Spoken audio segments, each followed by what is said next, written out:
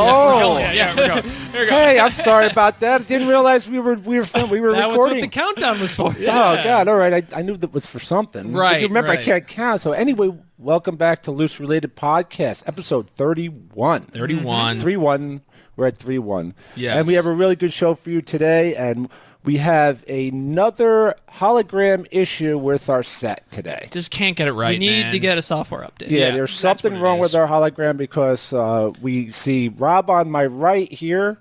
That looks like Joey. It's and we weird. have Yeah. Joey on my left here. It looks like Brian. And I don't know where Rob is right now. We don't know. It's So- there's some kind of a Windows update that we have to get. It's Something's up. The It judge keeps- is dead in the back. Yeah, Rob's gone. The it's- studio's changing. yeah, I don't know, man. It's just glitching on us. The Matrix. We're obviously in the Matrix. That's what we're going to find. A Loosely Related Podcast. Our new platform is going to be the Matrix. That's what it's going to be. That'd be fun. I would like that. But, Yeah. well, I would enjoy that. Episode 5, that would be we'd go into the fourth one, right? In the fourth one, The yeah, fourth the one. fourth We do our one. own, and we can Yeah. make it better, I They're think. making it. The They're multicolored They're making pill. it? Yeah, the multicolored pill, the loosely related pill. You can take the blue pill, the red pill, or the loosely related There pill. you go.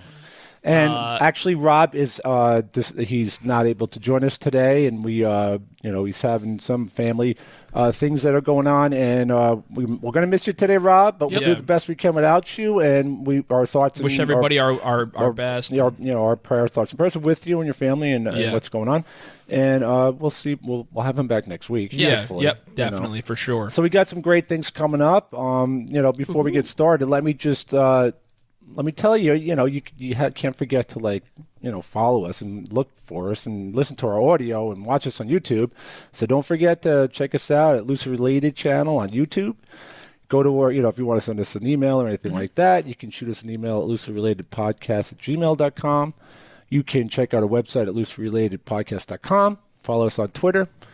You can follow us on Instagram. You can also listen to us on Spotify, podcast. Apple Podcast. Apple Podcast. We're taking over the internet.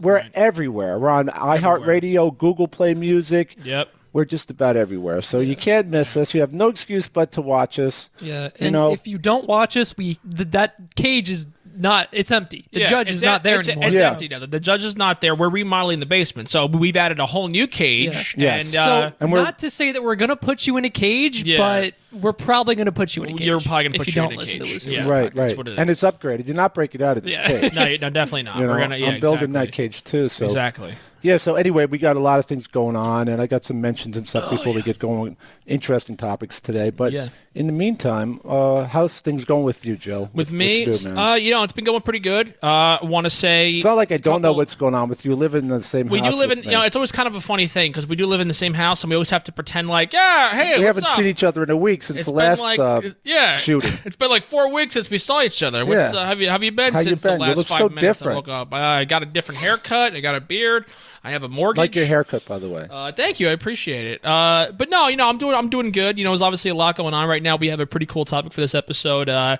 We were talking about what we were going to do for this episode, and it all kind of started with talking about different documentaries that we had seen recently. Yeah, and you and I we're going to talk about one in a little bit. Yeah, but interesting one. there's been so many. We're talking about that documentary and all that, and it just reminded me, like, not just documentaries. It's just been like there's so much to watch right now, like the end of the season. Yeah. And for me, what's a big thing that's coming up, and I'm probably going to do my next episode, a little spoiler for next episode, is like the Oscar season's coming around. yeah, so right, yeah. You have We're all the coming best close to that, right? documentaries that are Brian, coming you're out into and all that this. too, right? So, yeah. Dude, freaking. Yeah. So, actually, when I was in Los Angeles and my parents came and visited, Yep. that was Oscar weekend. Oh, That's wow. right. I remember you telling me this. That's right. L.A. Yeah. literally shuts down. Oh, I It's can freaking imagine. insane.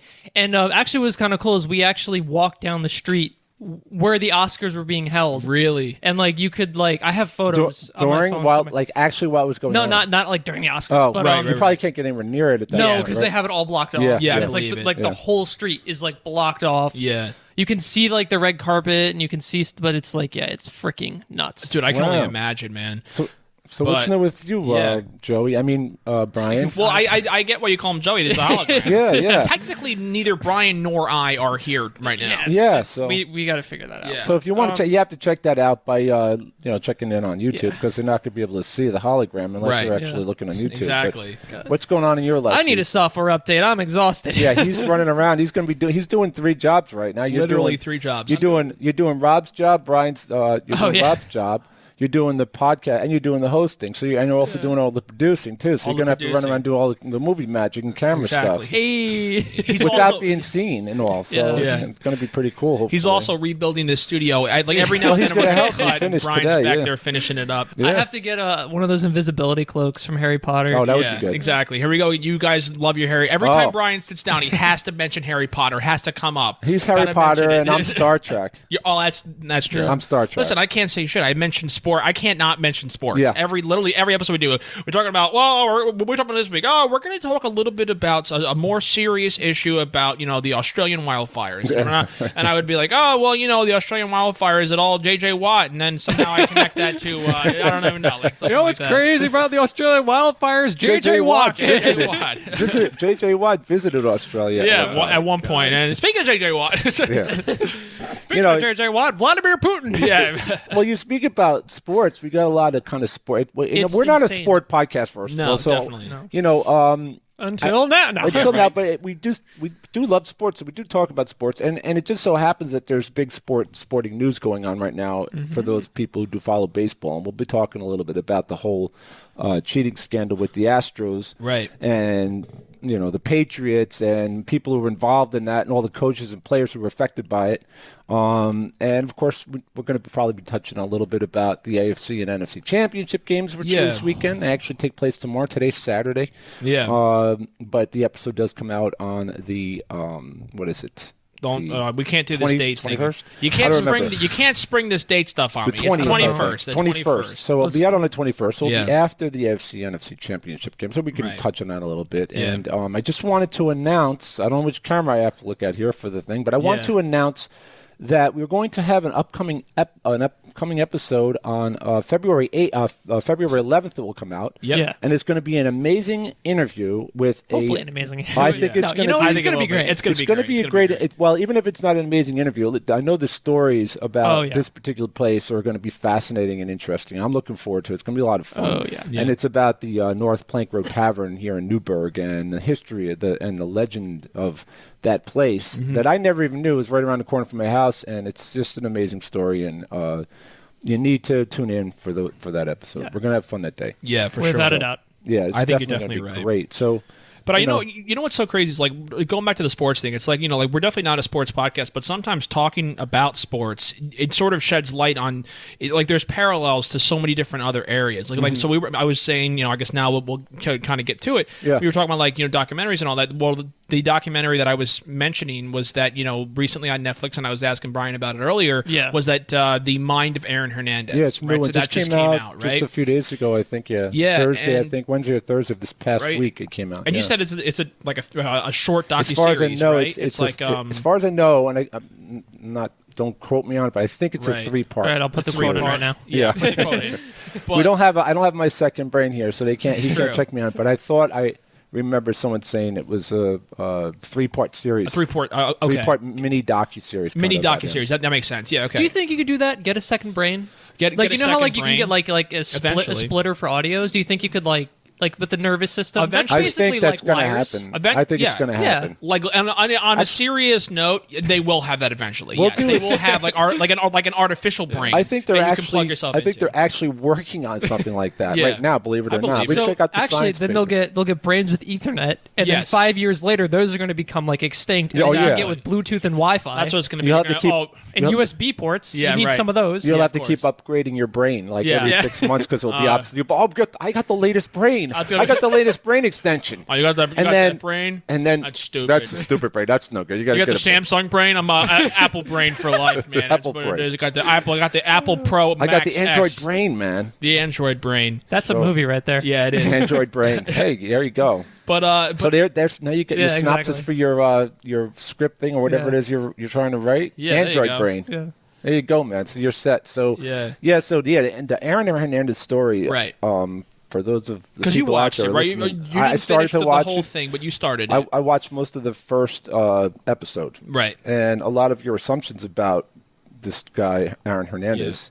If you don't know who he is, Aaron Hernandez was a tight end for the New England Patriots I think he was drafted maybe in 2015 or 16. Yeah.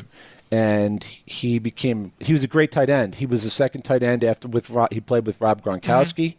And the two of them during the 2017 season, I think it was, they were just amazing. They were unstoppable because they were both as good as each other. Yeah. Rob Gronkowski, Hernandez actually might have been better than him. Gronkowski got hurt during the season, and Hernandez stepped up and was just like amazing. And then it turns out he was under investigation for murder. Yeah, well, he was being investigated. They found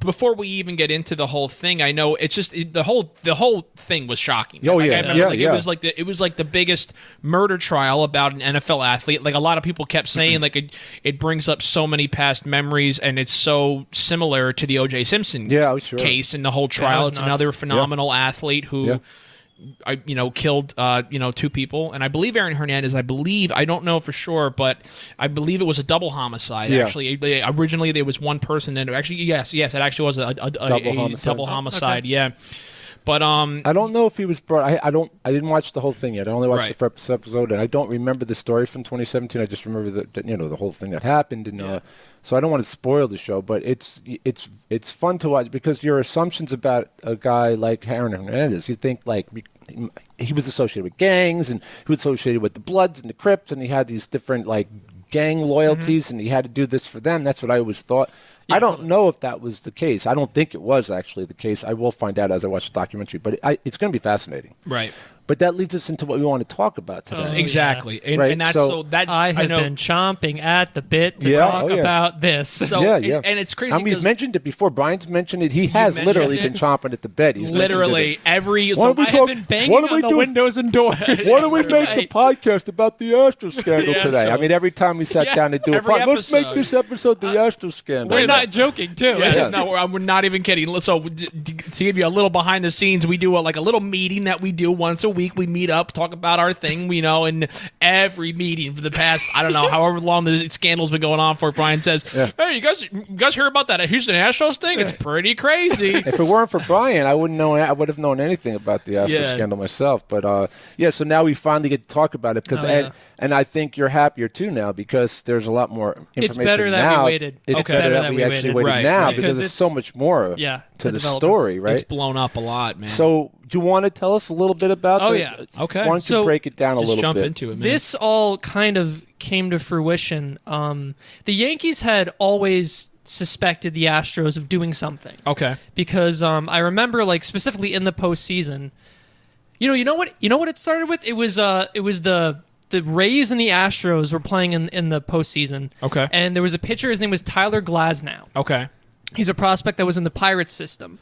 He had a game where he admitted it. He was tipping his pitches. Oh, wow. And actually the Rays it was a tied series, and they were on pace to win it. And it was crazy because the Rays had they're like a super... And this is in, 2017? Oh, no, this is this year. Oh, it's this year. In the playoffs. Okay. Oh, wow. Okay. All right. So, they were like a huge underdog team, super, low budget. The Rays were. Kind of a Moneyball team. Yeah. And the series was tied, and then all of a sudden, they score 4 in the first inning against Glasnow. Right. And people are like, what the hell? How?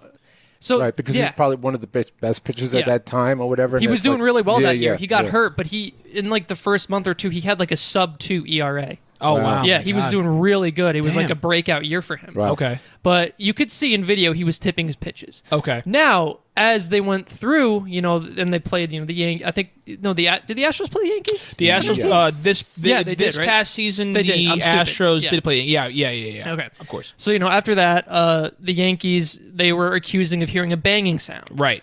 Now, as we went further into the postseason, the Washington Nationals went crazy on their preparation against the Yankees. They were like, we have 5 sets against the Astros. Yeah. Jesus Christ. It's okay. No, it's all good. It's all good. It's okay. So the Nationals and the Astros, the Nationals were like crazy with their preparation. They were really? 5 sets of signs. That makes so much sense. Okay. And Okay. Then what happened is after the playoffs, a pitcher that used to pitch for the Astros, Mike Fiers, came out and said, yeah, they were cheating. Wow. Yeah. And really? so he was like, because he was saying, for me, I went to other teams and they were 100% stealing signs.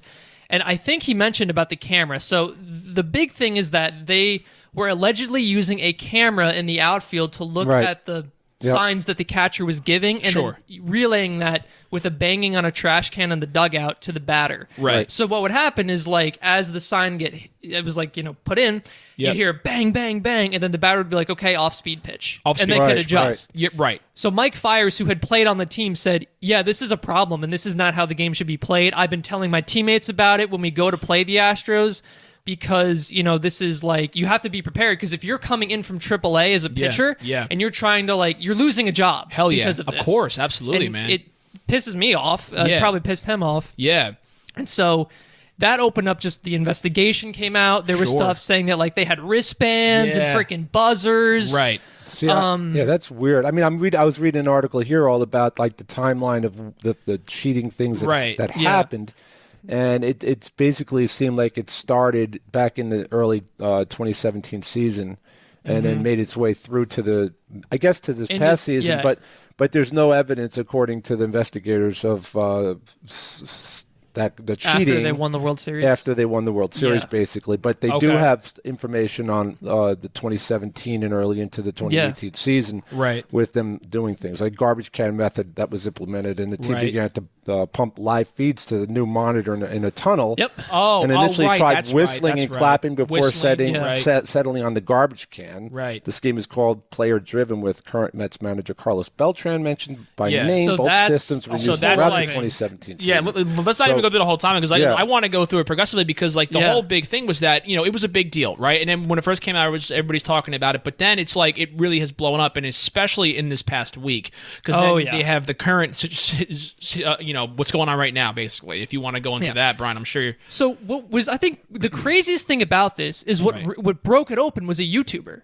Oh, right. Yeah, okay. This guy, John Boy Media, and this guy had always gone back. He actually, I think he has a podcast. It's called Talkin' Yanks. Okay, well, shout out to Talkin' Yanks. Yeah, shout out to Talkin' Yanks. We'll have to hashtag him on or whatever. Yeah, right? So, Adam, what's up, dude? Yeah, exactly. So he actually he had always gone and, like, analyzed, like, at short MLB clips, broke them down, translated what, like, the managers were saying. Yeah. He posted this where he said, like, when people were like, I don't think they did it, like, people were doubting, he said no, 100%.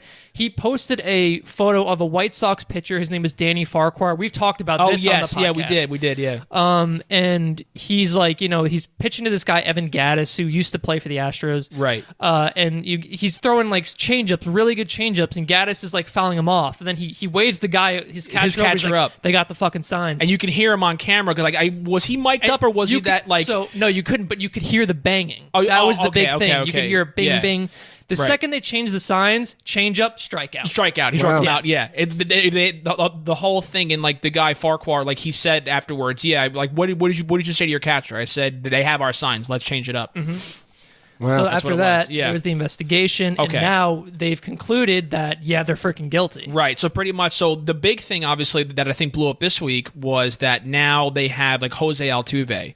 So, so Jose Altuve, for those who are not familiar, is, the Houston Astros, star player. He's second baseman, right? Yeah, he's nuts. He's good. And he's incredibly good. He's insanely good. He was the MVP of the 2017 season, I think. I don't think he was last year, right? I think it was him and Stanton got 2017. Okay, yeah, right. So, he's been just an unbelievable player for the Astros, probably their best player. Yeah, he's also like a poster boy for the MLB. He's a huge he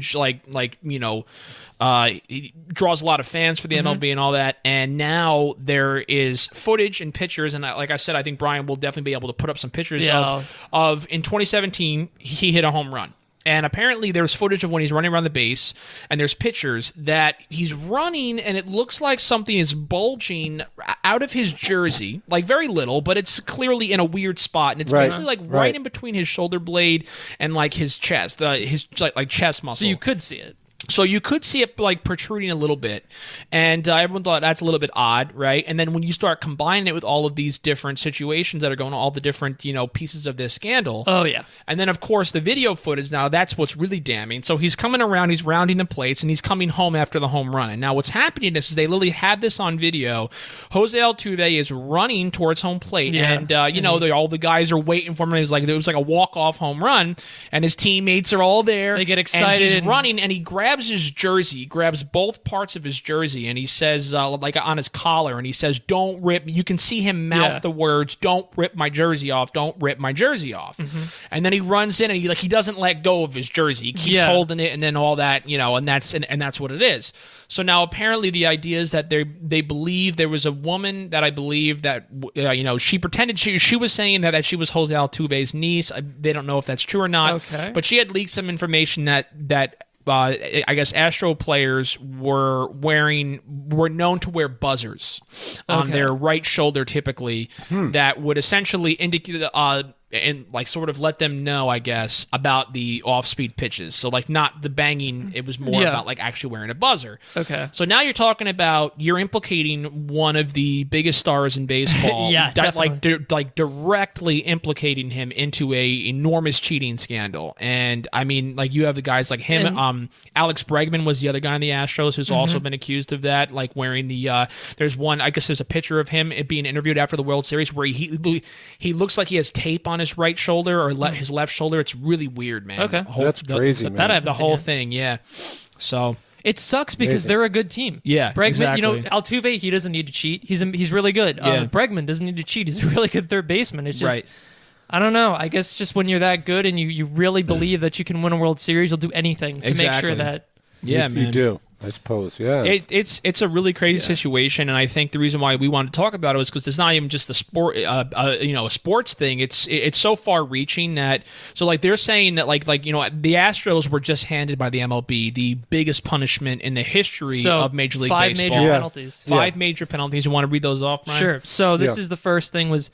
And this is what I'm most happy about, is manager A.J. Hinch suspended for 1 year and then fired by the Astros. And then he was subsequently fired by the Astros. Right. Dude, that guy, I remember when it first broke, he was like, come on, dude, you're really going to stoop to that level? Yeah. And then when they're like, oh, the MLB's investigating the Astros, they all went quiet. Right. If you notice, they were like really outspoken about like, we didn't do it, how dare you? Yeah. The second that, everything, started coming down on them, it was boom, silence. Right. So screw that guy. Yeah.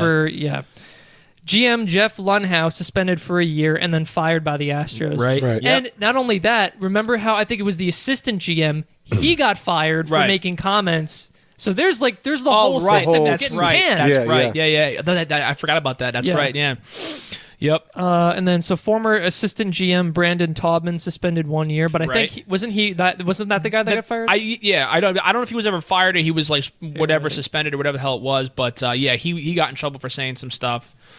But I'm gonna just check this up. I know that they went ahead. So then they also took. It was Taubman. It was okay. So then they went ahead and then also they took draft picks, right? They took the first and second round draft picks. Forfeit their first and second round picks for the next two. That's big. For the next 2 consecutive seasons. That's first and second pick for straight 2 up seasons. Don't have a first and second round pick. Yeah. That's it. Which is crazy. And then they were also, I think, fined $5 million. $5 million, right? which is the maximum. Which is the maximum you can be MLB fined. can So fine a team. it's the biggest punishment in the history of MLB. And you think about like the MLB has had a lot of scandals. It's not like, oh, well, that's not a big deal. They haven't had that many scandals. They've had the Barry Bonds scandal, the Sammy Sosa scandal. They obviously had the Chicago White Sox, the Pete Rose scandal. Right. And this is still the biggest fine ever. And it's even more nuts because it goes even deeper because now 2 managers on other teams were fired. On other teams. So that's where you got to tie it in too. Played for the Astros during 2017. Right. Alex Cora was, I think, the bench coach or something. So that was the Red Sox manager was fired. A manager on a different team lost his job twice. The New York Mets manager, Carlos Beltran. He didn't even manage for 1 day. Now, he says he stepped down. Of course, we don't know behind the scenes, and I'm sure we'll never know. I believe that it was probably a situation where I think technically he probably did step down, but it's one of those things where it's like, hey, Carlos, like we don't want to fire you, like please, so we would prefer you just step down. Like, all right, whatever. And I'm stepping down. I think the Boston Red Sox were implicated in some cheating as well. So there's something. There is kind of like a triangle going around where the Yankees are accusing the Astros, Boston's accusing the Yankees is accusing Boston. Yeah. It's freaking nuts. It's nuts, but I think that, so we were talking about this, and it definitely opened up a can of worms into just like, you're talking about how crazy this scandal is and how it's such a big deal. Like whenever you see, like I always make this joke where you know a story in sports is a big deal when you start seeing it on like CNN. Yeah, when you see it in major news. places that never talk about sports. And then people, and just your average people who aren't big sports fans or baseball fans necessarily all know about the sport because it's going around. Well, I have my sister asking me about it, and I'm like, I didn't even know that you even knew that baseball was a sport. I was like, okay. Yeah. I mean, it's no crazy offense. I love that, you, Chris. The thing is nowadays, and I think I was talking to you about it, and how there's so much, I mean, we've mentioned it on the show before, too, where there's just so much money now in sports that it's corrupting everything. Well, it's corrupting the sport. It's corrupting the game. It's corrupting for the fans. The real meat and potatoes of the sport was always the fans. The fans went to the ball games to watch the games. Now it's all about the money. $5 a ticket or something. Yeah, exactly. You could actually get season tickets. Yeah, exactly. Now you can't do that. And everyone's cheating. Everyone's cheating to get. They're using steroids. They're using enhancements to do better in baseball, to keep themselves healthier in football, to make themselves better in everything. I'm going to be honest. I'm shocked this didn't happen earlier. Yeah? With technology now, I'm shocked it didn't happen earlier. That's a good point. Yeah, it's true, man.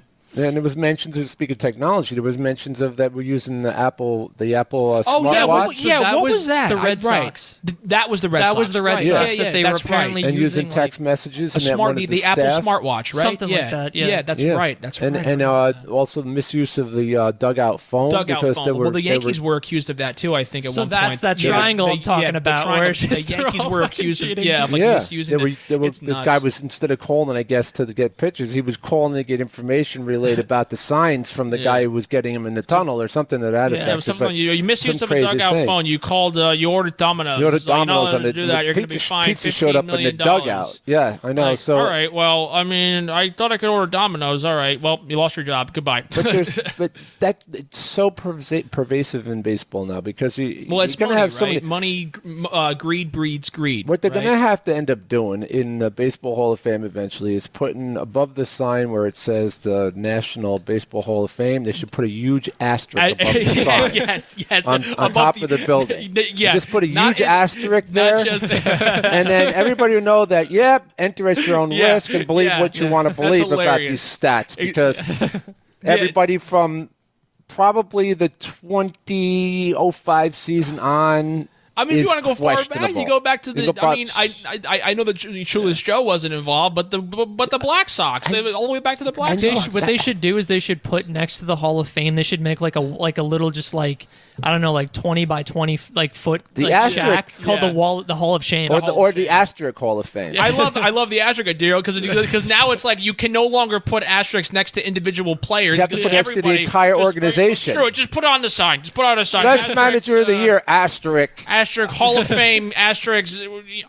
It's our Hall of Fame. Our Hall of Fame. What we consider Hall of Fame. Yeah, and you bring up the whole Shoeless Joe thing. Now you think about back when the White Sox, these guys were making pennies on the dollar, working 3-4 jobs, and they were approached and tempted by guys who the mafia who had money, and they were tempted into throwing the game, and a few 5 or 6 of them, whatever, 8 of them supposedly.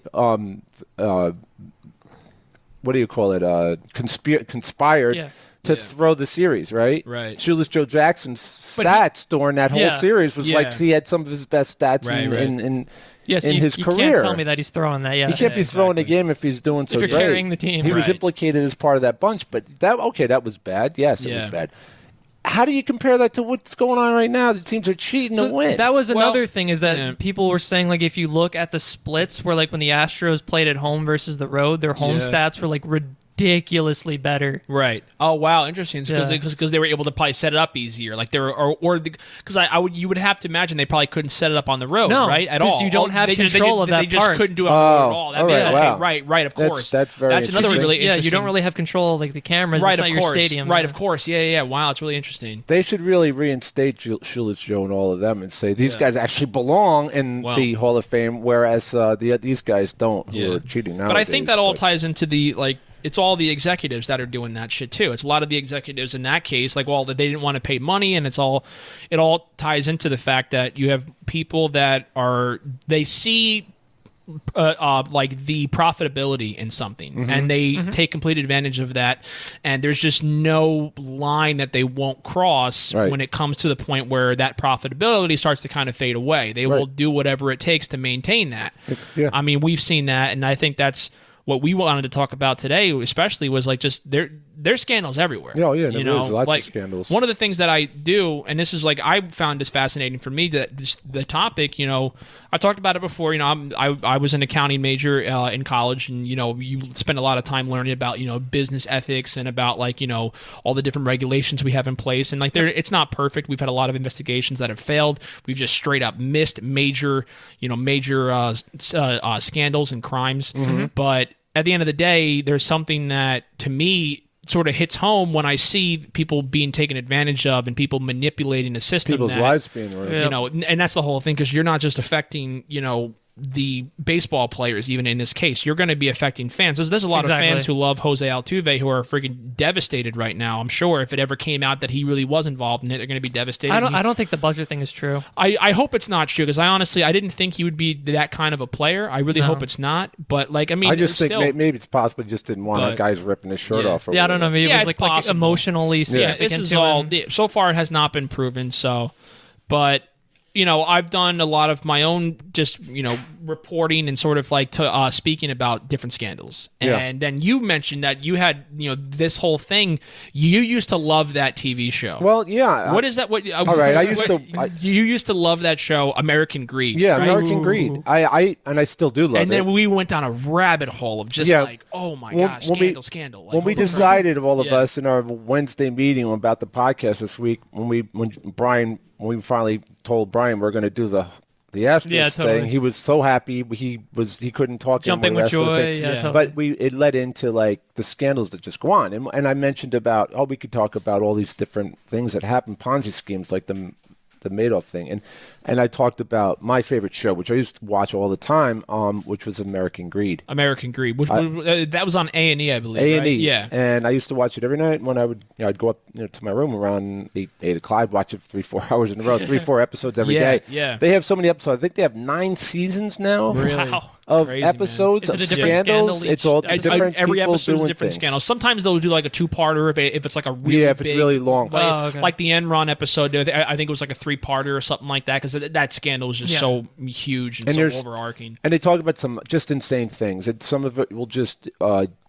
make you seethe with anger for what some of these people have done, you know, and what they've gotten away with for so many years. Exactly. You know, like they talked about the Bernie Madoff scandal and his Ponzi scheme that he carried on for 20 years. I don't know how the guy did this, but the Mets were involved in that. They got ripped off by the guy. Yeah. The Tettenbach, what do they call the guys who own the Mets? They invested with him. Millions of Wilpons. The Wilpons, yeah. Invested with him, and they lost millions of dollars, and it took them a while to come to dig out from underneath that's why the Mets aren't good, because Bernie Madoff is still Bernie Madoff cost them millions of dollars. But he actually probably did cost them. Like, he cost them a couple of good years of baseball. I'm sure. Over the course of 20 years, he basically embezzled or just fraudulently stole $65 billion of money from people. $65 billion. And he basically, if Ponzi scheme, if you don't know what that is, he doesn't have money, so he needs to get more and more investors to pay to other investors. Right. Because he said, you can make this much, 20%, whatever it is. He's promising people, and he had a big investment firm or something, or real estate, or whatever he did. Yeah. And for years and years, he would just keep bringing more and more people in with more and more money, and he would take this money and pay that guy off, because they have to pay the interest. You're promising, I'm promising you 5% interest, but I'm not even investing your money in anything. Yeah. Right. Exactly. But I have to pay you your interest, so I bring Joey in and I take his money and pay you what. And it just built $65 billion. He did. Exactly. You got to have incredible charisma to pull that off. Charisma. You also have to be just a straight up sociopath in order to pull that off. Because I think the idea with the Ponzi scheme is it starts off great because you get everybody so excited because you start off and you're giving somebody like you promise them like 10% returns and they're like, oh my god, that's like unheard of, and then it works, and then they go and tell their friends, you got to invest. This guy got me 10% returns. Yeah, or even more. A lot of these guys was even more, like 10% is not even unreasonable, but these guys were getting 15-20% returns on money, and to get people involved in investing with them. And if you see something like that, and that's so much higher than anything else, that you got to sign up. Aware of it. If it's too good to be true, it probably is. Yeah, it probably is. Give them your social that they're probably okay with. If you ever get messaged by anybody online asking for your credit card number, just give them your credit card number. Okay. They're probably just a good person. They just want to make sure your balance is okay. If you hear from a loosely related podcast and we're asking for donations and money for our investment firm, hand over your money. 100%. Yeah, there we go. That's definitely not going to open up any investigations Yes, to right. race-related podcasts. Right. So, but yeah, so I mean, and not only did it ruin the lives of the investors who put millions of dollars, and the thing that's a shame about it is that it would actually involve people like old people with retired money, and people who are putting their life savings. Yeah, just like average people. Yeah, and then not only that, Madoff had a huge organization with people that worked there for years, and then nobody even knew what was going on. It was just Madoff taking care of the whole thing, and then he had hundreds and maybe thousands of employees. And the day they shut them down, nobody even knew it was. The feds came in and just closed it up. Everybody go home. You're done. Wow. That's very similar. Everybody lost their freaking job. That's very similar to what happened with the Enron case. There was a lot of people. It was mostly the executives. It was the CFO that was mostly handling that. But a lot of people that were they came in one day and closed down the whole company. And they're like, what the hell's going on? Big, beautiful building with furniture, and and they get pennies on a dollar when they do when they try to recoup it, when they try to sell off the assets of the company, and nobody really makes the money, and it goes to the investors first. So I think it goes to the investors first when they sell this stuff, or it goes to the banks first. No, in that case, it absolutely goes to the people. Usually, when there's like some kind of criminal investigation, they'll usually receive some kind of a fine, and then they'll have to pay that fine to the government, who is then supposed to then, of course, go ahead and then redistribute that amongst money, the different shareholders. There's a pecking order though of how the money's paid out. I don't remember what that is, but usually that's determined on the usually the DOJ will determine that stuff. Yeah, but figure that out. That's a crazy story, of course, the Madoff story. And if you want to check that story out, they have the Madoff. I think there's a Madoff on Netflix too. There's the story. I'm sure there is. That's one of the biggest ever. Obviously, there's a story on Netflix about Madoff. Okay. Talks about his story, and that's pretty fascinating. And the thing that really pisses me off and makes me seize. Yeah. And he's actually in a country club. He's arrested. I mean, he's arrested. He's thrown in jail. For the rest of his life, he's in jail. But he's I think he's in a he's in a penitentiary in Colorado prison, or somewhere. But it's like he has like tennis courts. It's not like a typical jail where you get like 1 hour out. It's a white collar prison. You would call it. He has tennis courts. He's outside all the time. I doubt it's even maximum security. But and he should be getting hung. By his testicles. He did terrible. He did terrible things. Yeah, and most of these guys do. A lot of these guys do things. But like you had this. a lot of good ones that I had never even heard of, and that's what I think was like just so crazy. And that's where like it opens up the floodgates when you start talking about Bernie Madoff and you start watching these shows and all these different. There's so many scandals that are not talked about that are like you just blows your mind that it blows your mind that obviously people can do this, but I think we've seen throughout history that human beings are capable of all kinds of things. But it's that they get away with it. Yeah. And they usually get away with it for as long as they get away with it. And you're like, how did no one questioned that? Well, you know what it is? A lot of times it's not that they get away with it. The feds catch up to it eventually. But they do get away with it for a long time. They get away with it from a long time because there's a lot of people involved in money, and a lot of people are enjoying, they're making good money on it, so they don't say anything. They don't question what's going on. They may be involved in it a different way, and they're up to their necks in it as well, so they don't want to say anything, and it becomes a circle of it just keeps growing, and more people are involved, and they're not going to say anything because they know if they say anything, they're going to probably go to jail for a long time or whatever. But and it's just a bad circle of things. But there's American Greed I always watch. So that's the biggest one, but there's so many other fascinating stories, even small-time things. People have done things that are just insane. Yeah, exactly. One of my favorite stories was about this guy. He was a stockbroker, and he went out, and he had a job, and he was on stock. He wanted to be a broker on Wall Street, and he worked his whole life to try to be, and he was successful. He made pretty good money, and then I think in the 80s, the market was a little crazy. It was a little hard to make money because everything was sort of stagnant, and so he wasn't making the money they were supposed to be making. Right. Yeah. And the company said, "You're not performing up to our expectations," and they let him go. But he had this stature now, right? He was his friends knew he was a stockbroker. His wife, his family, his everybody knew he was a stockbroker. And he was proud of that. He was so proud of it that he didn't want to tell anybody. So for a while, he would leave home and he would go out and spend however many hours it would normally be from the beginning, and then he'd come back home and pretend that he worked all day. But then he realized that was catching up to him. Yeah, he didn't have money to pay the bills. Right, of course. He was hiding things, never get more and more into debt, and his wife didn't know that was going on, so he had to do something. So he turned to He figured he'd rob a bank. Yeah. Oh. He decided to rob a bank. And he went out. His name is Kevin Cohen. Okay. Okay. And he decided to rob his first bank. So he basically... This is a crazy story. he basically went out and he decided he was going to do it. And he read some stories about it in other places and how it was, like stories of other people who have done it in the past. And he basically found out that if he went into a bank with a note, without a gun, and handed over a note to a bank, they'll just hand you the money, basically. Okay. Right? And well, what does the note say? Like, hey, what's up? Can I have some money? yeah, no, basically, I'm robbing your bank or No, it says whatever, something and like- I want my hand over the cash. Don't make any move.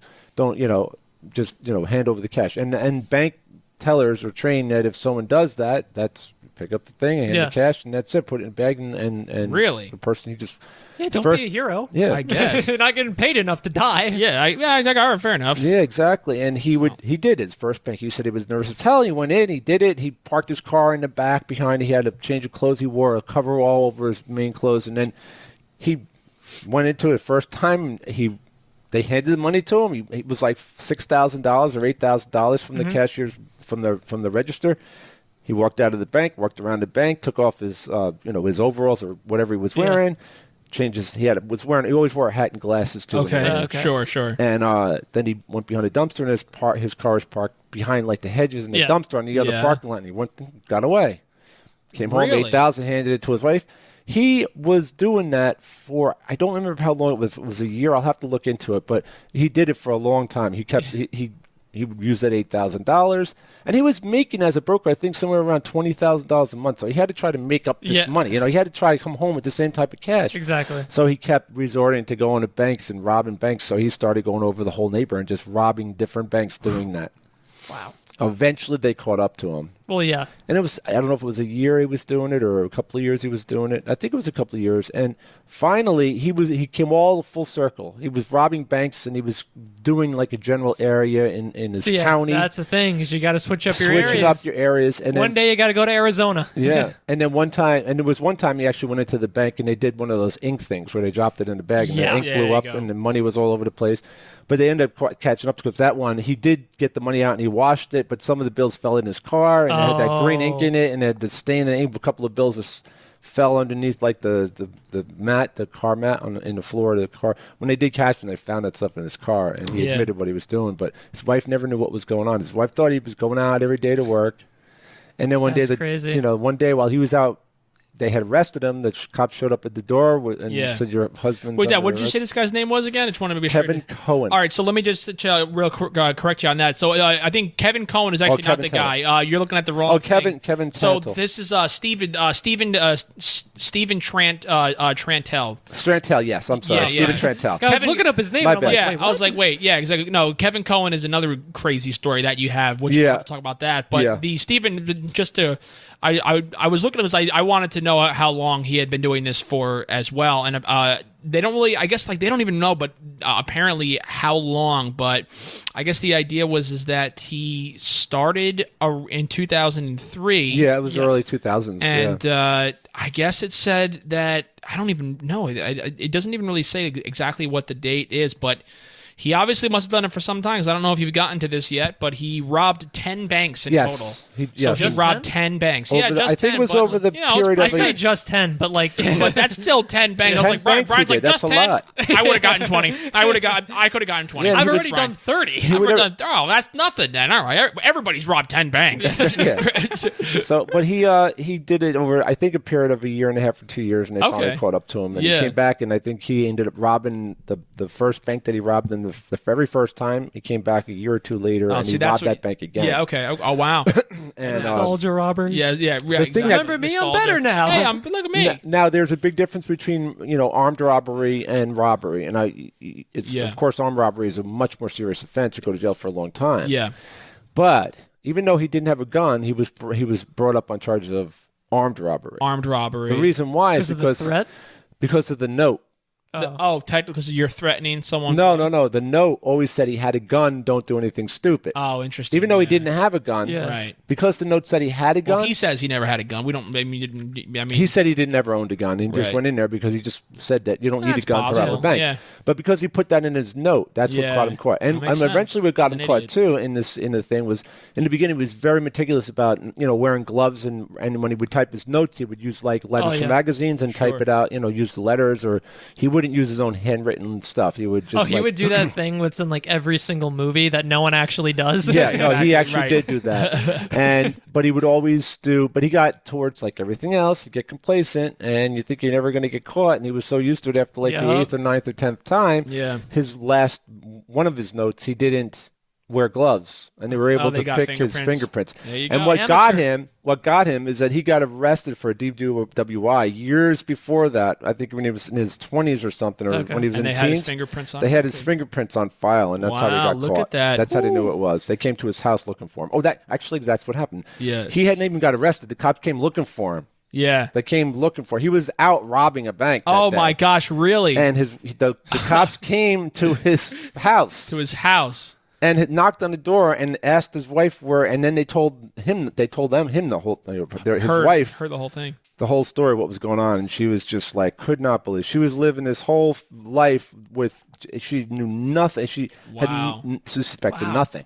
That's crazy. And she was completely stunned. She said, the story's incredible. You got to see it on download it on YouTube or whatever. I'm sure you can get it on, on the A&E network. Yeah, A&E network, or you can get it, or you can just get it online because no one watches A&E anymore. It'd be an interesting call to get while you're robbing a bank. It definitely would be. Honey, the police are here. I'm robbing a bank. I can't make it right now. Yeah, right. Well, they want to arrest you for bank robbery. All right, well, let me just finish robbing this bank, and then I'll come back. I'll be right back. I'm getting my last bank. I'll grab milk on the way home as well. There's crazy stories. But that is a crazy story. That's one of my favorites, and that's not a big Ponzi scheme, but it's one that almost, in a way, that regular people can kind of relate to in a way. You know what I'm saying? Just you get pushed to a point. Yeah, you're back's to a corner. This guy's making hundreds of $1,000s a year as a working in the pits of Wall Street. Yeah, and all of a sudden he just loses all of that, and he's embarrassed. He doesn't know what to do, and he's not going to go get a job at McDonald's or his pride pushes him to do things that his pride and probably also some fear. I mean, there's a lot of people who. I mean, there are a lot of stories of people who have turned to lives of crime just out of not even just out of pride. It's like, if I don't do this, my family is literally going to be living on the street. My children are going to be without a home. And there's a lot of. I feel like their hand is forced. Yeah, and it's really sad to see because there's obviously never really any justification for crime, but it's hard to see people that are forced. In this guy's particular case, I mean, maybe he was afraid of like you said, they were all of a sudden couldn't pay bills anymore. Right. And that in particular, you went from making all this money to now you literally have nothing. I can only imagine. I'm sure that they lived in a big house. Well, I think that's part of what happened too, is that I think he had gotten this great job on Wall Street, and then they moved into a new home or something like that, and they spent all this money, and then they really had no money anymore because he lost his job and he didn't want to tell his wife. But you get forced into a corner. I think. Some people would be, when they're desperate, I guess they'll do desperate things. That's pretty desperate. Yeah, I think like you and I were talking about this, and we had said like it makes you think about maybe not like yourself like you would stoop to that level, but like realistically, you have to think to yourself, if I was ever pushed to a point, like really backed into a corner, I think that I would probably stoop to things that I wouldn't normally do, and I don't mean like crime, but just like take even something as simple as taking a job that like a lot of people have been forced who have literally master's degrees in engineering and science are working at McDonald's. No offense to McDonald's, but for those people that are highly qualified to work in phenomenal jobs, they shouldn't be working. Yeah, but like you're forced to do something that you would never normally do, and even that could sort of constitute that. Sure. It's a sad thing to see. Like whenever that, when the whole mortgage crisis happened, that was happening all over the country. People who were super highly qualified. That's a whole nother story. The whole mortgage thing was a crazy thing. We could talk about that too.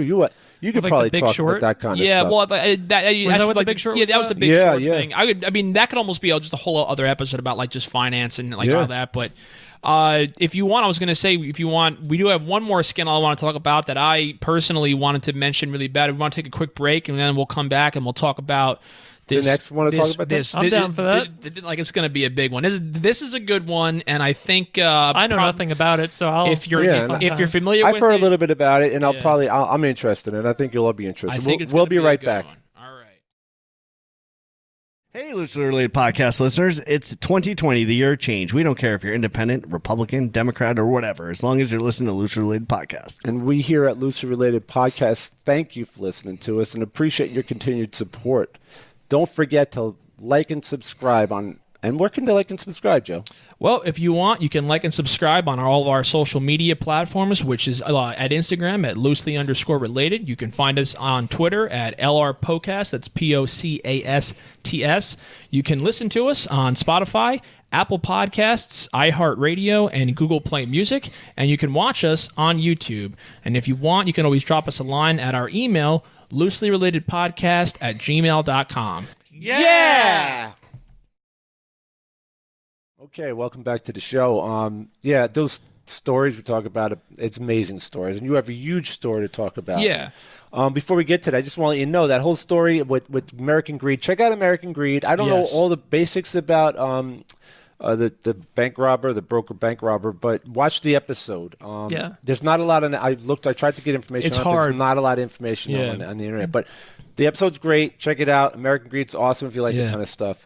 Well, it's in the meantime, Joey has a huge story, and I'm interested in hearing about it. All right. So let me I'll give you a little bit of background on this. The reason why I wanted to discuss this is, again, I always talk about school. Right now, that's my whole life is just my education and this podcast. Oh, yeah. So right now I'm in grad school, and I'm going for my MBA and taking a lot of classes already on like international business and international politics and all that, and we had a paper that was required for class, and it was about, basically like the world of international, like multinational corporations and what it's like when you're a company that has partnerships with companies in other countries and like what it's like to operate there. And in doing research for this one paper, I chose a country. You could choose your own country. And of course you can choose the US, but I decided I wanted to obviously expand my reach and my understanding and my worldview. And so I chose Brazil. But you would have chosen Bangladesh had you known your future. Had we known. At the time, if I had known my future, I would have done Bangladesh. Because I was already there. I could have just done actual Because then you wouldn't be in a research. predicament that you're in now. If I've already written papers on Brazil. That's just for me. That's just for like my own personal, like independent research. But anyway, so I was reading this. So I decided to choose Brazil and talk about like their culture. And and in doing this paper, I learned about a story that then blew up, and it's insane, and it's been covered, and I'm sure a lot of people have heard of it, and it just in the sense that I haven't. I know that like one of the big things was John Oliver last week tonight. He did he always has his big segments of the episode. Yeah. He did an episode on this. He did like a whole thing. It was like 28 minutes long. Talked about what I'm going to talk about in a minute. I know I've seen a lot of YouTubers blow up the news. It has been in the news and stuff like that, but it's in a different country, so I understand why people might not be very familiar with it. Yes, it's Operation Car Wash, or in Brazilian and Portuguese, it is known as Operation Lava Jato. Lava Jato. And this investigation is into the Brazilian oil company, Petrobras. Yes. And Petrobras. So Petrobras is essentially Brazil's sort of like state-owned oil company, right? Okay. So when I say state-owned, basically, literally, I think they figured it out where the government of Brazil owned, I think, approximately 64% of this company. So technically, they owned the controlling shares. Right. So essentially, it was literally a government-run oil company, right? So it is the most insane scandal ever. It obviously takes place in a different country, right? But it even affected us here in U.S. because this company was so large, such an enormous corporation that they sold a lot of their. They were listed on the New York Stock Exchange. Yes. They sold securities here. They sold approximately $10 billion worth of securities just in the U.S. alone. Jeez. Our own Department of Justice wound up having to investigate them ourselves, and we fined them, and they were forced to pay fines here in the U.S., and they violated all kinds of... They violated multiple different aspects of the Securities Act here in the U.S., and it's just an insane story. And when I was writing this paper, I learned about this, and I could not believe what I was reading. So there's a great article. We'll link to it in the description. It was written in the Guardian, and what stuck out to me, of course, the title of the article is Brazil's Operation Car Wash. Is this the biggest corruption scandal in history? How have I not heard info about? I live under a rock, dude. It is insane. And again, now rightfully so. No, you I don't. had You live never in our basement. Yeah, in the cave. you do live under And a we don't rock. have newspaper or access No. to newspaper or Right, television or there, internet. so- He or does have a internet. little crappy antenna TV that's black and white. and we That's can't why I res- look forward to Saturdays because then I get actual computers. Actual Yes. computers and food. And, Yeah, and and some food. food, yeah. and coffee. Yeah, but I mean, even I didn't know about this until I started writing this paper. So, but anyway, so this is where the whole thing, just from the get go, starts off just insane. So, the investigation began in March of 2014, right? And basically, it was just like Brazilian officials. It all started as they were just conducting an investigation into just a small money laundering scheme. It was like some kind Like of a mom and pop shop. yeah, well, you know what it was. It was just a small little sort of sketchy car wash, a car wash business that was there. And essentially, what wound up happening, it was a bunch of just black market money launderers were just caught, and they were investigating them or whatever. And then what blew this up is it found out one of the people that they essentially interrogated sort of broke under interrogations, and he revealed that this basically all of these black market money dealers were actually using this gas station to launder money, or car wash, I'm sorry, yep. We're using this car wash to launder money on behalf of executives at Petrobras, which was Brazil's, basically the biggest corporation in Brazil. Yeah. The biggest corporation in Brazil. Right. And of course, they're like, oh my God. And it was, and I'm talking it was a small thing, but it was a little bit of a string that got a little pulled bit of a on, string that got pulled on, and it just unraveled the up. entire blanket. So, of course, the guy that they immediately go, and this executive was a man by the name of Paulo Roberto Costa. He was arrested, and literally almost immediately after being arrested, confessed to everything. And he was one of the highest people in this whole scandal, this whole scheme. And he confessed, and it just was so people were dumbfounded by this whole You're saying the thing. Brazilian police were investigating Yeah, this? no, it was imagine if somebody was just investigating a local restaurant, and they were like, oh, we caught you guys But it money was the laundering. Brazilian You find out. authorities, right? It Yeah, wasn't no, it was like- Brazilian police. No, it was It wasn't Brazilian like an police. international authority that was looking into it. It was actually an internal thing. Yeah, Because the thing that's it was intriguing Brazilian about police. Yeah, just police. Brazilian police. But No, that's what I'm saying. Yeah, just it was like a standard police investigation. the That's all it intriguing was. thing is that Yeah. it's like you said, it's a state-run oil company. corporation Yeah. that's doing Yes. it, and yet the state. You're investigating yourself at that point. basically. But it was local. gotta- It was literally. Let me put it to you this way. It's amazing that they didn't get rubbed out or Exactly. paid off themselves or something. How that we'll get to that. Don't Yeah, say huh? All right. it's a good thing they didn't, because a lot of people did. The whole point was that it was a bunch of, imagine a local cop finds out that a restaurant in your area is laundering money, and then you go and the town police goes and investigates, and they get some detectives there, and then it turns out that one of the chefs in the back say to you, that we're not just laundering money, we're doing it on behalf of these guys at Google. And you're like, What? what? What's the connection there? I'm a town police Google- officer. I'm Google a town. what?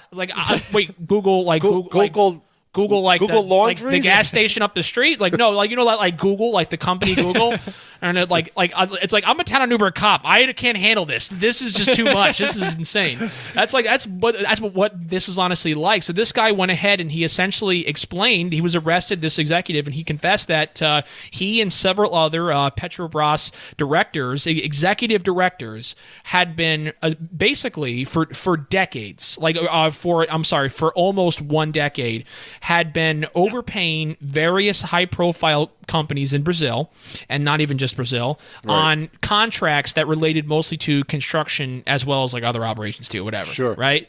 But the reason why they were doing this is basically so the guy Costa went on to explain that the reason they were doing this was that these contractors that they were making these deals with had basically formed an agreement with these executives at Petrobras that essentially guaranteed these contractors ridiculously favorable terms. Like they were getting we're going to give you insane amounts of money, way more than what this construction is going to actually cost. We're going to pay you way above and beyond. We're going to give you returns on the investment. That's just ridiculous.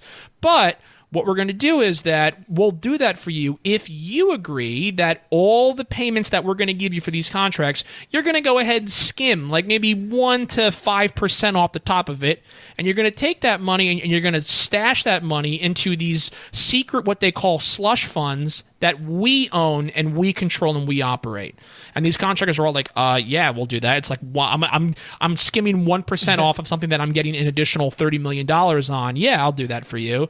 So they were doing this, and this is how they sort of coordinated this. And they were essentially, basically, that investigators discovered that through the use of these like slush funds, they were called, which is like, because like they were only like temporary, right? Mm-hmm. I'm surprised they don't have a documentary on this or something. I'm sure that it's in the works. Yeah. I'm sure that it's still ongoing. Like, there's still more every day. Yeah. So this all, like, the investigation really kind of started in 2017. That's when it all kind of blew up. Yeah. The scandal itself started in the investigation started in 2014, but it really started like hitting like the waves in 2017. Right. But anyway, so they discovered that through the use of these like slush funds, that a lot of Petrobras' directors were funneling billions of dollars to benefactors all over Brazil. Politicians, top executives of companies, entrepreneurs, venture capitalists in other countries. They were bribing officials in countries that they were operating that were also known to be, not to have some shady business dealings. Probably comes back to our own country and some of, I'm sure it does. And it was literally billions of dollars. So basically, they found out that the vast majority of these funds were used to essentially bribe government, officials. Yeah. They did this through, like campaign contributions. They even were known to deposit money in Swiss bank accounts and then just like straight up offer officials, oh, you want access to the Swiss bank account? It's completely untraceable and no one can ever have access to it and no one's ever going to know anything. And these were all just bribes. So but it wasn't even just like money. It was discovered later on that there were some officials, high-ranking officials in Brazilian government who were known to take bribes in the form of luxury cars, expensive pieces of art, Rolex watches, $3,000 bottles of wine, yachts, and freaking helicopters. Okay, Wow. It was just out of control that they were doing all of this stuff, and I mean, like, it went as high as senators in Brazil, and then eventually like former presidents. Oh my we'll get to gosh. that. Yeah, So- I know you mentioned something about presidents. Yeah, so basically they were so desperate to, and it's crazy because like what they were able to get away with, like, it sounds all like very well coordinated, right? Well, there was times where they were just trying to get money to somebody quickly because like the big thing was they wanted to bribe government officials. So I guess because this was a government-run oil company, one of the big things is that if you're a president in Brazil, if you're a senator, what you do is you fill the executive director seats on this company with people that align with your political party. Well, of course. They can go ahead and then they'll purposely go ahead and skim off the top and they will donate money to your campaign, to your political party's campaign, and basically keeps you in office, right? It keeps the Congress in your favor, right? Well, sometimes you got to do it quickly. They were known to, in certain cases, to avoid creating a paper trail, executives were known to use elderly like money mules, essentially, who would fly from city to city with shrink-wrapped bags of cash literally strapped to their bodies. Like something you would see in a movie. This is real. Wasn't that This a is movie, real. though? That was in Wolf of Wall movie. Street. And Wolf of Wall Street, they did it. They had like that funny scene where like they all put like cash on themselves. And But there was a movie with Clint Eastwood called The Mule. The Mule. the yes. mule. Yeah. Yes. So it sounds like a lot He like was, that. Yeah. He was the mule, and they were doing that. Exactly. Yeah, Dude, he was doing it is yeah. so crazy. So anyway, so basically, let me just so you understand like the full scope of this, of how serious this scandal was, okay? And it still is right now.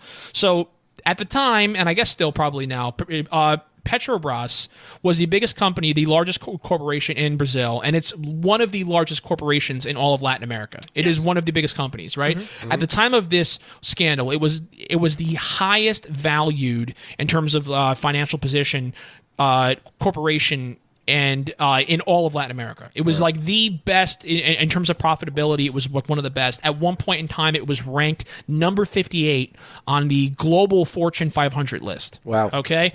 It was also directly involved with the largest oil discovery in of the 21st century. Yeah, Apparently, they discovered like large, I guess, oil reserves off the coast of Brazil. Yes. And they were like directly involved in getting the contract on all of that to like build oil rigs out there.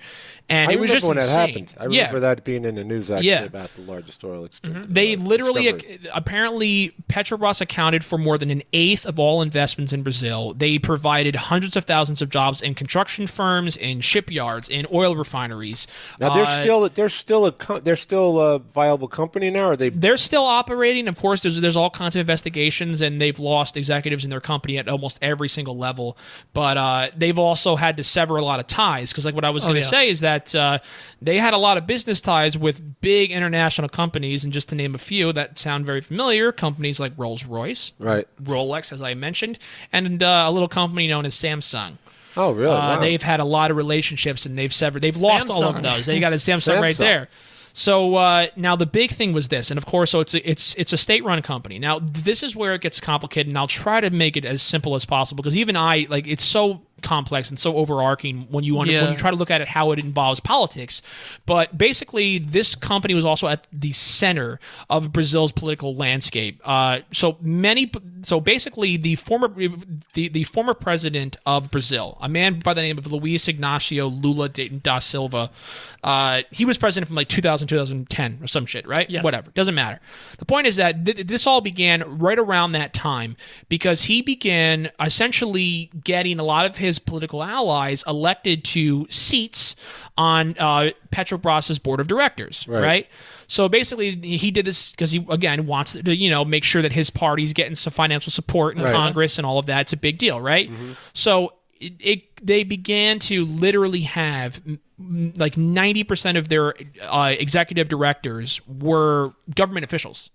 So they were literally directly involved in almost like government operations in Brazil. It had gotten so out of control. Just to put this in perspective, the U.S., our national, our NSA, the National Security Agency, it literally made Petrobras a target for surveillance into Brazil's government activities. So I'm going to say that again.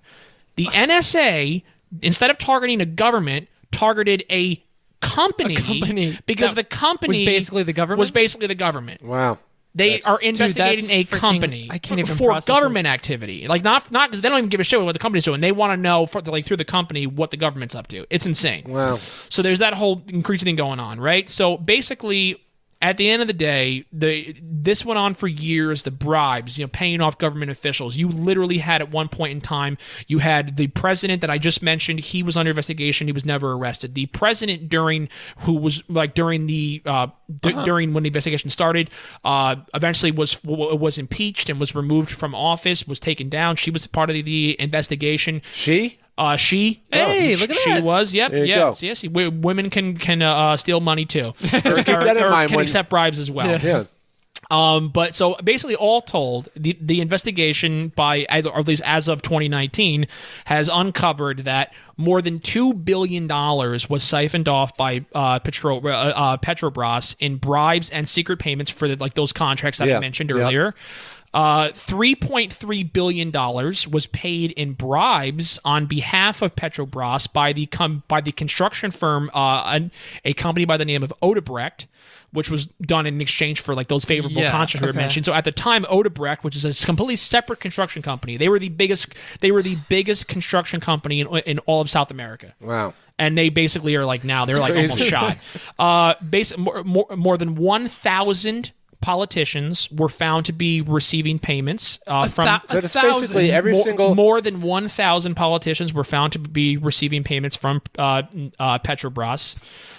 16... You wonder why countries go under and why countries have problems. Well, I'll get to that because there's a crazy part of that too. But you literally have 16 different. So 16 different companies were implicated, and not just in Brazil. You had companies, and there was an Austrian bank that was bought by Petrobras that essentially just turned into one of those secret funds that in Austria, a completely separate country, obviously. And then at least 50 congressmen were directly accused of corruption. And as of 2019, in Brazil, and as of 2019, 4 former Brazilian presidents are currently under investigation for all of this. Now, who's doing these investigations at this level? So basically,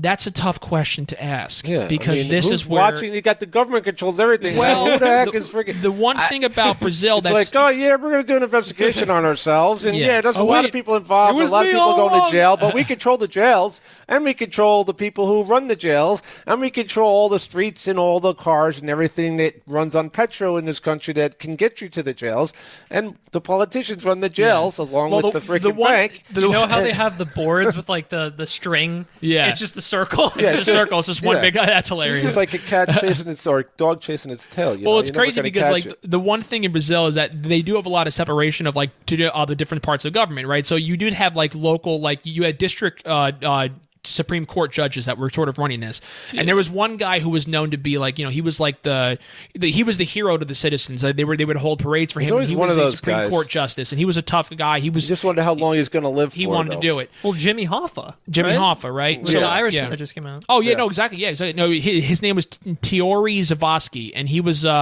he was just known for being really tough on this, and he wanted to try to get as many of these people as he possibly could. It'd just And when be I amazing say to he, find out where he gets the support from, though, because it's one guy Well, against the machine. I you're don't know how you right. The thing is, overcome like, that. well, here's the whole thing, right? The problem is that if you listen carefully, I said he wanted to try to Right, get okay, all yeah, of these, that's true, all of yeah. these people. Right. The reason why I say wanted is on January 19th, He's dead. 2017, a twin prop airplane. Up.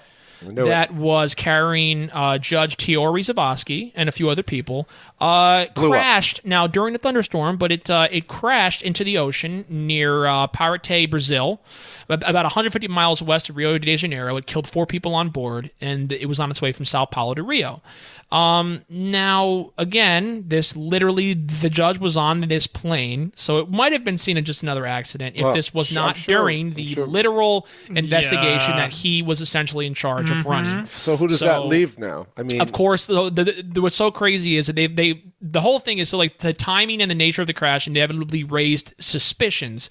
So he was literally in the process of reviewing all kinds of testimonies and all these different things. And the big thing that started was this, and this is where it all was like, holy shit, something definitely happened. His family had said that that entire year he had been receiving constant death threats, constant threats of all kind. Everybody in his family was too. Oh, I bet. So in the investigation of the plane records, the voice recorder and the black box discovered that yeah. there was no mechanical failure that they could find. There was Okay. no mechanical issue. It was during a thunderstorm, but there was no mechanical problem. they found a leftover aged kamikaze pilot from Japan. yeah, that's what it was. Exactly. That's was it. Turns about out he was actually a 95 years kamikaze old. pilot. Yeah, that's They what hired it It's him was. for this crazy, like, because I particular know, like, flight. with the NTSB, when they Yeah. investigate these things, like, that's what they're like, if we can get the black box Yes. and then the flight recorder, whatever, Yep. that, like, breaks it open right away. Did Exactly. they find on the They found voice that. recording somehow? Did they hear the word bonsai right before I the don't know. accident or the crash or anything? I have no idea. No? Oh, all right. But what I do know is that, the pilot,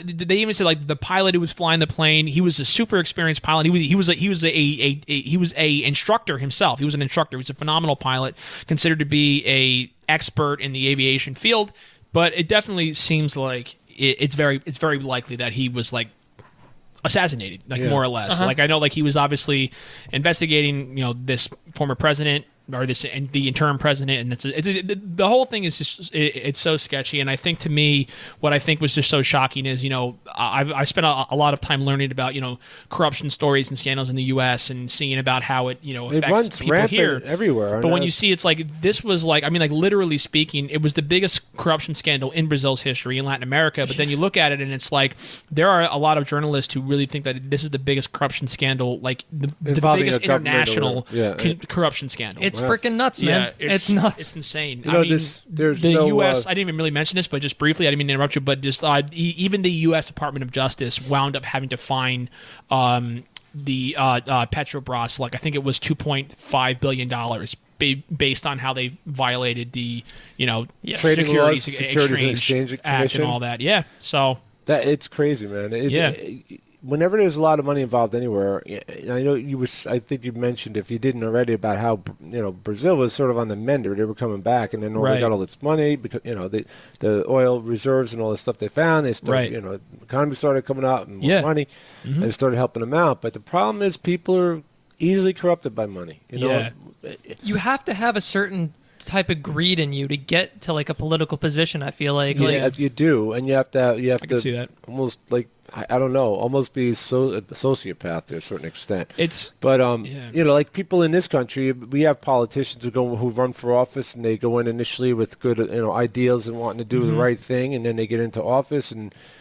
Yeah, most of the time they don't do what they promise. A lot of times, And then when they're in office, especially when they're in years like when you don't have stipulations like congressmen and senators where they can run and be in office forever. Yeah, they're so right there. They're so. You become entrenched in the system. Yeah, and the system constantly, they're being paid off by special interest groups. They go on normal people like you and I making their regular salaries and not rich. They're good, middle class. Yeah. And now they're multimillionaires in office. You talk about Bernie Sanders. Bernie Sanders has been a career politician. He's never sat in office, but he's just been a career politician, a pundit who just goes out there and runs for office, right? He lives in a multi-million-dollar mansion. Yeah. He talks about how the rich. He's rich himself. He's worth hundreds of millions of dollars. Yeah. He's a rich person. He tries to pawn it off like, all of these politicians like that. They were in office for years, and they're really, they go in being normal, and they come out being super rich. So there's something wrong there. There's definitely corruption. They make you think that, I'm going to be president for, because I want to help. No, you can admit you're doing it for yourself. Yeah. It's like, you might, I don't know. You go in with the right ideals, you come and you get corrupted by the system is what ends up happening most of the time. I think it's hard to stay truly, straight arrowed and sort of straight edged when there's constant forces on every side. And it's not even always financial too. Obviously there's a lot of other different types of forces that can, drive someone to do things they never saw themselves ever doing. Yeah. But that's as we touched on in the beginning with all the freaking check out American Greed. Yeah, it's but neat. You'll see that kind of stuff. I definitely think that a lot of these scandals, I think, are going to unfortunately probably continue happening. And I think as long as we, all these scandals happen and they do institute new laws and they do find new ways. Like when the Enron thing happened, it really revolutionized the way that we look at accounting practices and preparations and all that. And it did it allowed us to examine our standards that we set and create better ones. But even so, people still find new ways and interesting ways to get around laws and to skirt the rules and to, essentially invent new ways of being corrupt. And I hope that we can eventually just try to, I don't even know, institute some kind of a system that will at least discourages it. Well, it's probably, eventually, our podcast will grow to a point where we'll have tons of sponsors and we'll be making millions and millions of dollars. Mm-hmm. And then all of a sudden, one of us is just going to suddenly turn up, missing or whatever on the podcast, and slowly but surely there'll be I think what's going to happen. What's going to happen is that we're going to go ahead and it's going to be. We're going to make a car wash. We're going to make a car wash that's going to blow up. One day it's going to be us sitting here. We're going to get bigger and bigger, and then all of a sudden we're going to FBI, open up. Brian can't show up one day. It turns out Brian went ahead and Brian hired a hitman to assassinate me. I hired a hitman to assassinate him. He hired a hitman to assassinate. Before you know it, it's just going to be our hitmen who are doing the podcast. We'll be sitting here doing the podcast. It won't even be us anymore. When I was in development, I think I could talk about this now. Yeah. When I was in development, there was a script I read about I guess undercover agents and stuff, and there was a crime ring, and there was this one scene where I guess one of the other undercover agents set it up so they were going to do a police hit, and the police hit the crime organization, and they found out that basically everybody was an undercover agent. Oh, really? So everybody was a cop. I'm undercover. DEA. Well, I'm FBI. Well, I'm FDA. Well, I mean, and they were like, wait, what the hell's going on? That's hilarious. That's crazy. So. Anyway, I think that we'll wrap up our show, and I hope you guys enjoy that. There's a lot of interesting stuff. Check out American, if it's still on. I don't even know if it's still on, but check out those episodes if you can on YouTube, or if it's still on A&E, you can check it out on their channel. Interesting stories. Again, we have that great interview coming up on in November. November 11th. Yep, November 11th. I'm sorry. We're gonna announce it for 7 months in advance. There will be one in November 11th, but the one I'm talking about specifically will come up in February 11th.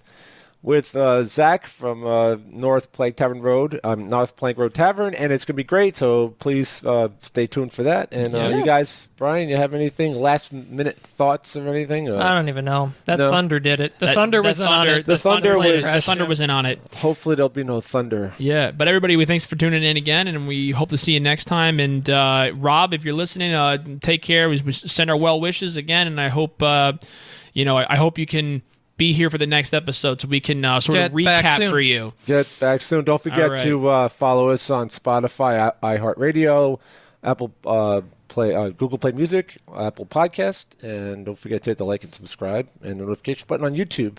And that's it. Stay tuned for our latest. That's it. All right. Peace out. Take care. Bye-bye.